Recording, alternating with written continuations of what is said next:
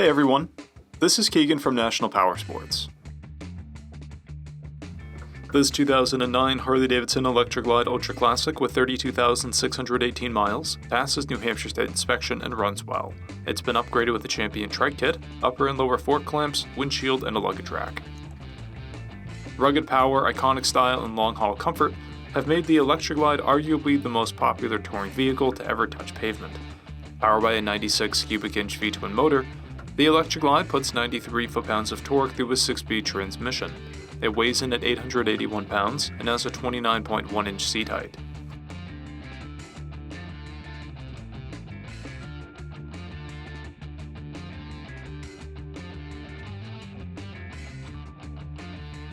To see everything we know about this vehicle, including full mechanical and cosmetic condition reports, the service repair order, high-resolution photos, and more, please visit the listing on our website.